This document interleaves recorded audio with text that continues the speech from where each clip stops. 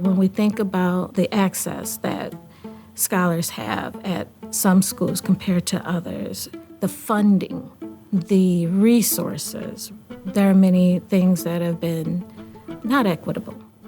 And so in our district, we have a slogan that we stand front and center for our community and for ourselves. Through agreements of love, joy, engagement, and justice, we scream our theme, you belong. When young people grow up in communities that are under-resourced, overstressed, safe spaces for children are the first things that go away. But when you can watch a child at play in a safe environment, it's absolutely remarkable. And this project has done that for our campus.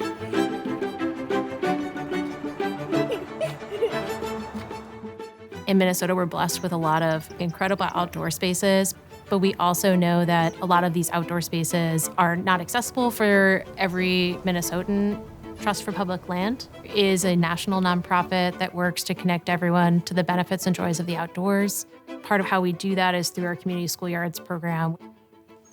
We looked at all 2,500 schoolyards across the state to identify which communities would benefit from schoolyard transformations.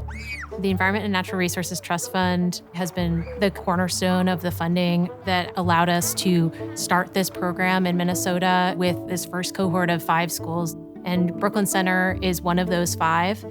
And being that Brooklyn Center is one of the most diverse cities in Minnesota, one of our core values is that our diversity fuels learning. We are the first full-service community school district in the state of Minnesota. Our mission is to create a justice-centered school community that fuels the unique genius of each student. 1, 2, 3, everybody say BCE! Our schoolyards are designed hand in hand with their communities. She gave you bunny ears. At Brooklyn Center, one of the things we heard from kids was about breaking down this schoolyard into discrete areas that feel 4th grader sized.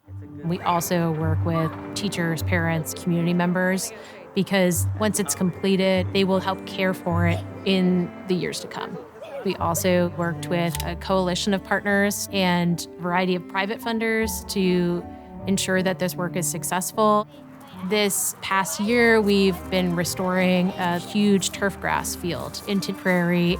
We also incorporated a rain garden, a nature exploration area, and an outdoor classroom within this native prairie. Before, we just had a large empty space. It really didn't have a purpose.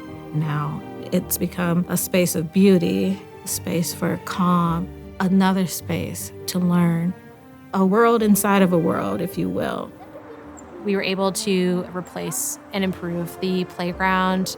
It used to be 2 separate playgrounds with sad, outdated equipment. I like playing with the swing.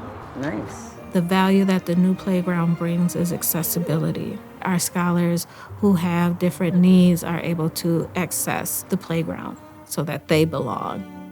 Using Lawns to Legumes funding, we planted a pollinator garden. 2 second-grade classrooms helped seed that last spring as part of their prairie curriculum. The vegetable garden, 3 Rivers helped install that. It is a space for hands-on learning and after-school programming, such as the Garden Intern Program, which works in these different outdoor spaces across the district. The mural was designed with students in partnership with the city's artists in residence and a female-led artist collective. The mural is the thing that distinguishes us as a school, as opposed to a hotel or some sort of business.